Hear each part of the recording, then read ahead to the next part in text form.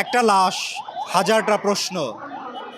হাদিরা বারবার আসে না, হাজার বছরে শত বছরে একবার আসে। হাদির মৃত্যুকে ঘিরে ঢাকা শহর উত্তাল।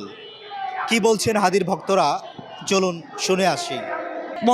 55 বছরে একজন হাদির জন্ম হয়েছে, আরও 55 বছরে একজন হাদির জন্ম হবে কিনা আমার সন্দিহান, ব্যক্তিগত অভিমত।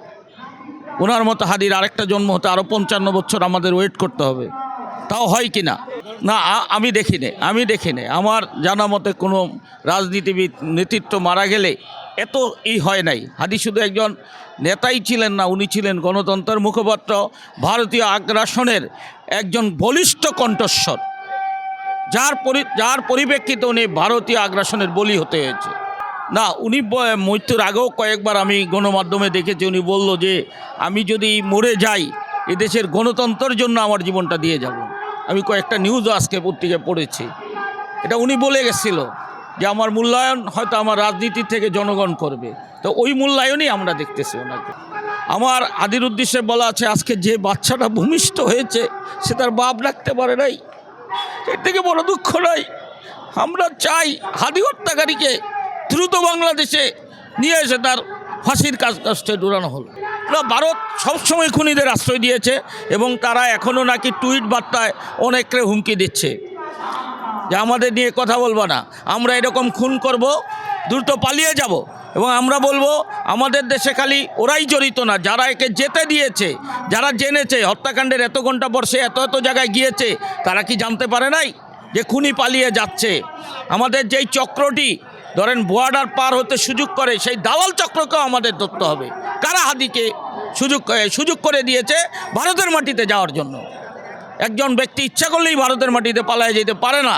হাদি ভাইয়ের ভূমিকা ছিল না জুলাইয়ের আন্দোলনে, সেটা আমতারেক বা হাদি বিরোধী যেই কয়েকজন মেঘমল্লার বসু বা যারা আছেন তারা বলতেন। আসলে দেখেন, জুলাইয়ের আন্দোলনের আগে বা পরে অপামার সবাই রাস্তায় নামছে।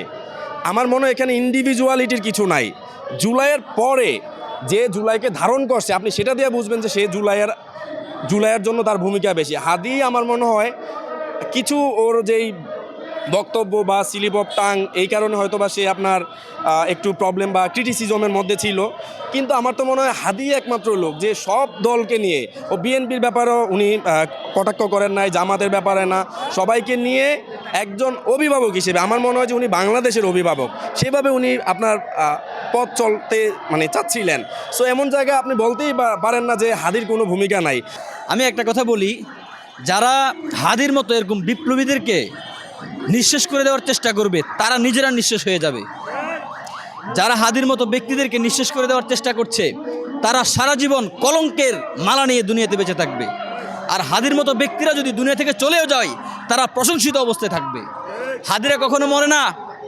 যারা বাংলাদেশের সার্বভৌমত্বকে টিকিয়ে রাখার জন্য যুগ যুগ ধরে বাংলাদেশে লড়ে যাবে, তারা আমরণ বাংলাদেশের মানুষের অন্তরে জায়গা নিয়েই থাকবে ইনশাআল্লাহ। আমি সরকারকে একটা কথা বলবো, আপনারা কি এখনও সতর্ক হবেন না?